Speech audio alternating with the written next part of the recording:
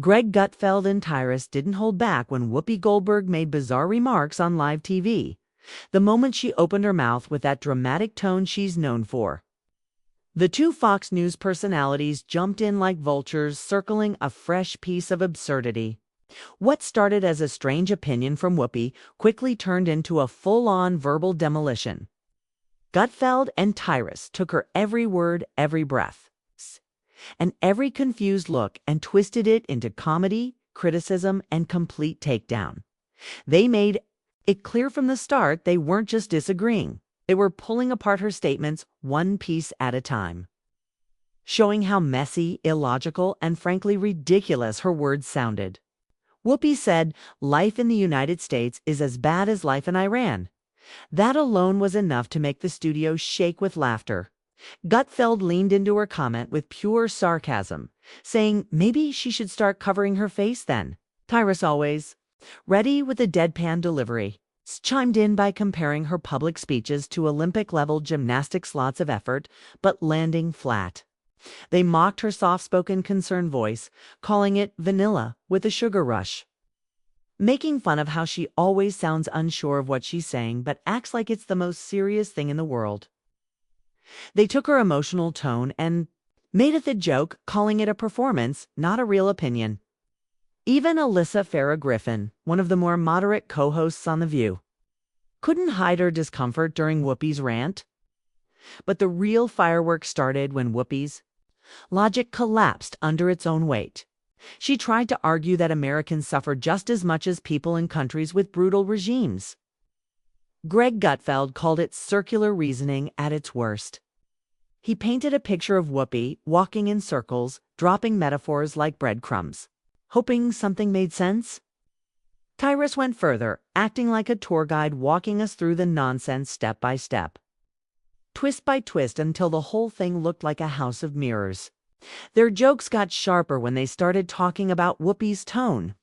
Gutfeld said she sounded like someone reading instructions from an IKEA manual. Tyrus described her delivery as if she was building an emotional bookshelf, slow, careful, but missing screws. And then they did what they do best. They turned her contradictions into comedy gold. One minute she was claiming to care deeply. The next, she was changing her mind.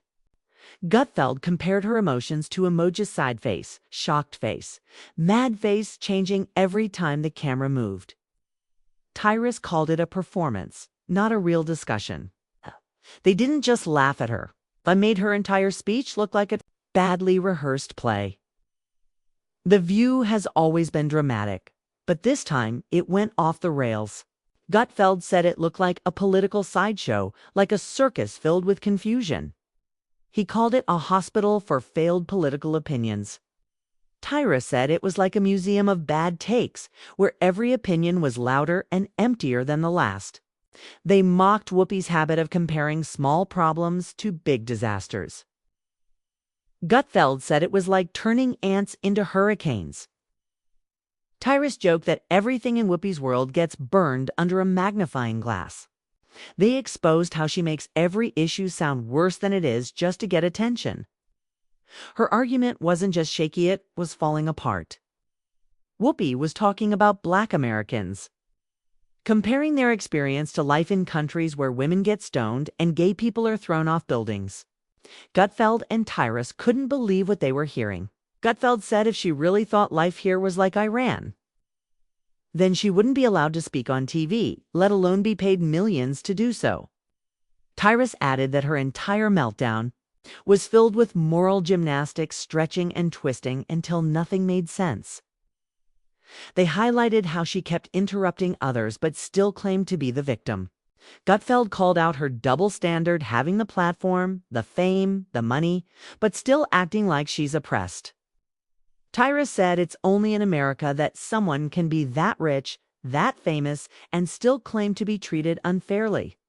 The irony was too much to ignore. They turned it into a punchline. If life really was like Iran, as she claimed, she wouldn't be hosting a daytime talk show. She'd be silenced. Instead, she gets to say whatever she wants and face no real consequences.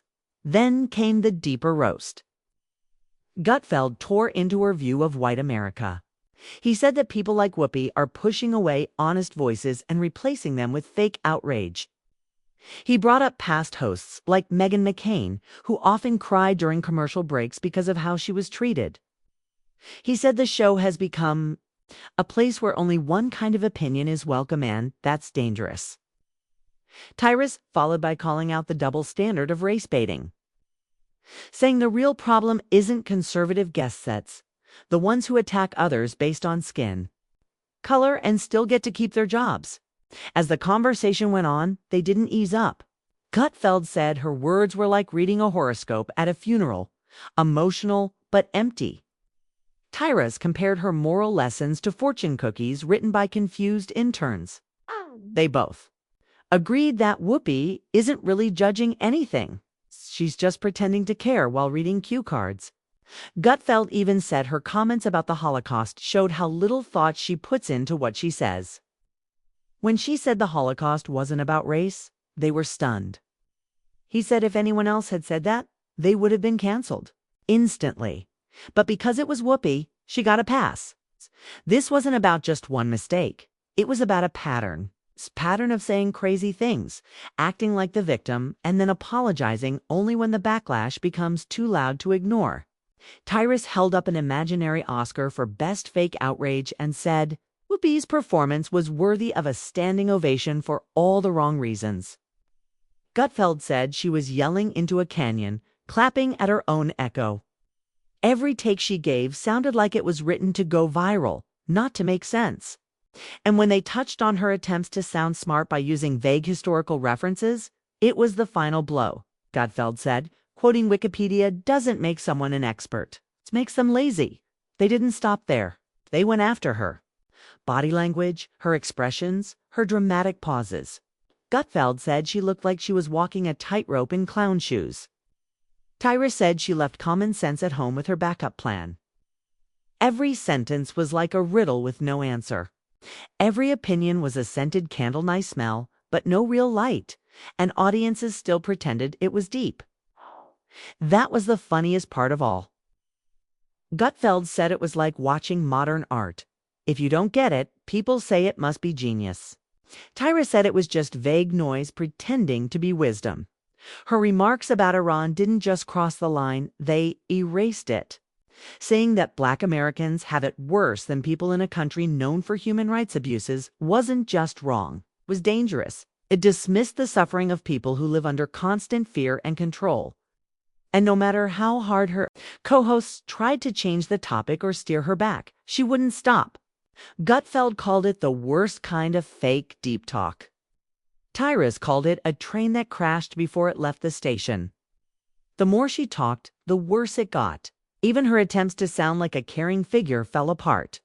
Gutfeld said she tried to use empathy as a shield. Speak softly, act worried, and maybe people won't notice how wrong you are. But it didn't work. Tyrus said her performance had no mic drop moment, just a lot of noise. They said next time she should bring a real point. And maybe a pulse. The whole event turned into a reminder that words have power. And when people use that power without thinking, the fallout is loud, messy, and unforgettable. Completely. Shredding Whoopi's comparison between America and Iran. Gutfeld and Tyrus turned their attention to the way she always plays the victim. Tyrus didn't mince words. He pointed out how Whoopi constantly tries to make herself the target, even while holding one of the biggest platforms on television. He mocked her with an imaginary award Best I Hate the Spotlight performance. Gutfeld jumped in, saying she looked exhausted from all that fake righteousness. It was a performance, not a conversation. They exposed how Whoopi takes serious issues and turns them into self-centered monologues. They made it crystal clear. This wasn't about helping anyone. It was about staying relevant and stirring drama. Then they focused on how The View, once a place for different opinions, had become a show filled with echo chambers. Gutfeld described the show like a carnival sideshow, not because of how it looked, but because of what it had become. Strange, loud, and full of empty noise. Tyrus said every segment felt like watching a failed experiment. The show used to feature balance, with people like Meghan McCain bringing a different perspective. Now, they said, it felt like only one opinion was allowed, the one that complains the loudest. One of the most brutal parts of the takedown came when they examined Whoopi's constant contradictions. One moment she's deeply troubled, the next she's making jokes. One day she talks about peace and respect, the next she interrupts guests and rolls her eyes. Feld said she juggles emotions like someone dropping things on purpose. Tyrus said she left consistency behind, like forgotten luggage. Even when she tried to seem serious, Gutfeld joked that it felt like watching someone read horoscopes at a funeral, dramatic but useless.